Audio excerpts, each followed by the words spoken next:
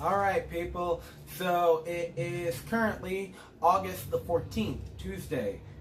I took this day off work because of the fact that I had a really important package coming and, well, I needed to be there for it. For a multitude of reasons, I don't feel like getting a $2,400 package stolen. So, to give you a little bit of context, this right here is my current laptop. You know, it's not bad. It's a gateway of a sort. In fact, it is precisely that. It's an Acer gateway. It has a freaking Pentium core in it. It's multi-touch screen and everything, but, you know, in terms of high-powered devices, that's not it. So, today, I ordered my laptop from Exotic PC, HP Omen T17, and, well, we'll go over the specs as I unbox it. So, I just barely got it, and now I'm going to, you know, unbox it. Using my keys like a swine to open my boxes, because I'm too lazy to go get a knife.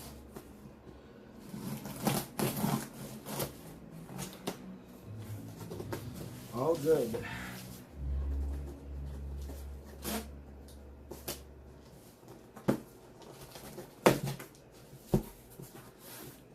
Alright. We are now in business. Opening this up, and I'm going to show you guys exactly what is inside. So, you know, unless I hit my fucking tripod again, you'll see more of everything. Now, I got quite a couple of cool things with it. I got a hat for free because, well, if I spend $2,400, they may be incentivized to give me, like, I don't know, maybe a fucking $10 hat. But it's a decent cap. Oh, it actually fits me pretty comfortably. There's no way to really adjust it, but other than that, you know, pretty neat. I'll set that there for now. A new lanyard, because I needed one of these, you know, be nice to have instead of, you know, my conventional, just normal keychain, I guess. That'll help distinguish it. So, for now, I will just put my keys right there, like that. And you can fuck off for now, too. Because of a special, I also got this free Bluetooth gaming earphones. Wireless, noise cancellation, built-in microphone, voice prompt, high-def audio, and multi-point. So it can connect to multiple phones at once, I believe. And it's micro USB. Hour and a half to charge, lasts for about 6 to 8 hours if you're talking on it. Standby of like 240 hours, which is perfect, given I'm always on 12-hour shifts, and you know I can't have these things dying whenever I just have it on and forget to turn it off. So we'll set this right here for now and move this back out of the way. Got all this beautiful bubble wrap in the box, and now time for the main show. Well, before the main show, I almost forgot one more thing. I got this really cool Exotic PC laptop cooler. It's a laptop cooler. I mean, what else do I really need to explain about that? So I'm going to set that to the side for now as well. And I don't know what that sound I just made is, but I'm too excited to fucking care. So, open it up. I'm gonna remove my camera from the tripod real quick just so you guys can see this moment with me. So, Omen. Yeah. Neat thing about that is, yeah, it's just this cool logo by HP Omen. You know, what else can I say about that? Put this on the bed of goodies. Right there, tucked underneath the cap. You're good right there. Now we lift this up. Toss this right here for now. And we're going to lightly peel this out. This right here is the moneymaker. This is the actual laptop itself beneath. And I will go over precisely what the specs are in just a moment. So, for now, going to pause. Alright, and we are back. Now that I have this all unpacked and set up, we're about to take a look at everything regarding it. So first of all, just to show you real quick, this is the cooling pad that is actually underneath this. And based on everything that came in the box, it's powered simply by a, simple USB connection, which is perfect given that the laptop features quite a few USB ports, so all in which are 3.1 and above. So there's 3 of them actually. So you have a 3.1 right here, 2 3.1s right here as well, all in which are really fast, along with a USB-C lightning connection, your basic earphone and microphone jack, which will go perfect for the condenser microphone I have, HDMI and a mini HDMI, along with a Cat 45 Ethernet connection port right here, which I plan on utilizing as well. But I may not need to do that given that I have 5.0 Wi-Fi speed currently. So we'll take a look at the speeds there, and I'll do a comparison test with that. So putting it back on the cooling pad here. Opening it up, first thing you're going to see is this cloth pad here that they included, most likely to protect it, which is very much appreciated. A cool exotic PC shield sticker right here. So perfect, just going to set that to the side. I'm going to find a way where to put that on the laptop once I have everything set up. Here's the support information right here, by phone or email, whatever, in case I have a problem with it. And finally, it's my warranty tag right here, because I included a 3-year warranty, which costed me like an extra $200 and something. And setting that aside along with the other stuff, so finally we are left with this cutout right here. And then we finally get to the meat and potatoes of it, which is the keyboard. It's actually really nice and sleek. It's very comparative to an Apple. And it even has these really cool macro keys right here in case I want to program something to happen if I hit P1 or P2, and it goes all the way up to 6. So we have 6 macro keys. WSAD is outlined in red here versus the rest of it, which features black with red outlines, and it even lights up once you turn the laptop on. And so it is a 8th generation Core i7 processor, 6 core, so it features the Coffee Lake technology, the programming there. GeForce GTX, it only features that, but it is actually a GTX 1070. And the interesting thing about the 10 series graphics card is when they're put in laptops, they are no longer the mobile versions of that graphics card. It's the actual graphic card itself in there.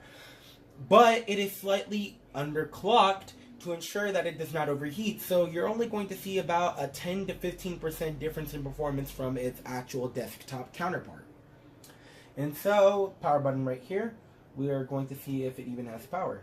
And hey, it does. Came charged. And while it's booting up, really cool start screen by the way. It includes this, actually a smaller version of the standard computer connector, along with the power brick here in which it plugs into. This is going to actually charge the laptop. And wow, within this thing booted faster than I could actually explain this little laptop brick here, which is freaking incredible. Problem connecting to my OneDrive, of course there is. I like the responsiveness with the touchpad here, actually, considering I usually do not like laptop touchpads. I'm more of a fan of mouse. And speaking of mouse, I have my MMO Red Dragon mouse right here, which I'm going to plug in properly. But for the most part, the trackpad on this is really responsive, and the actual mouse clickiness is, it's actually really responsive as well. It's kind of like a mechanical switch. So we're gonna plug this in real quick, and my mouse is now on. So moving this around, we have our standard setup of the Microsoft Edge, and interestingly enough, the technicians at Exotic PC did a burn test for me. So they included the results right here where they pushed my hardware to the absolute limit. So expanding that out, let's see about zooming in a little bit here. Alright, so Looking at this, the 2D graphics, 0 cycle. Operations, 1475, no errors. No errors across the board for all of this, just to include that now. No errors for anything. 3D graphics, it did 2 cycles. And it did a total amount of operations of 69,584. The CPU did 57 cycles and had operations of 6.8 trillion practically. The disk, basically my C drive, which is my SSD, which I'm going to get into in a moment, it did 48 cycles at 975 billion. The GPU processor, 28 cycles at 8.5 trillion operations. The RAM did 18 cycles at 359 billion operations. The network card, which is the Bigfoot network killer, just to mention that now, because I'm likely going to forget to mention it later. It did 3 cycles at 12.1. Oh, it's too small for me to use that kind of notation. So, 121,120 operations. The sound card, or I don't think there's even a proper sound card in this, it's just a standard audio. Cycle of 12 at 13.7 million. Temperatures, pretty stable I'd imagine, but it doesn't include that here. And the webcam, 0 cycles at 18.89 million. So, yeah, that's the result of this burning test. So, I don't think they actually included the status report of the actual limits and benchmarks and such, but I imagine it'd be pretty well, and I can run my own benchmark test on this sometime. I believe I can actually do that with Final Fantasy 15, which is a really high running game that's currently available on Windows, which I have had available for a while now, but my last computer was probably not up to standard to properly run it. So, going into our files here, I'll show you my disk space. So it has a total of 2 terabytes between the standard HD and the SSD. Now the interesting thing is my C drive is also a terabyte as well as my normal drive. And so my normal drive is a Seagate Barracuda at 7500 RPM and it's a terabyte standard. So now the C drive, which includes my operating system on, of course, because it's default going to go to the fastest drive, is not just an SSD, but an NVMe SSD M.2. And it is up to par with some of the best of them, but it is not the very top of the line, but it is more than capable of running everything I need it to do. Now, to mention this now, I'm going to go into my personal life here.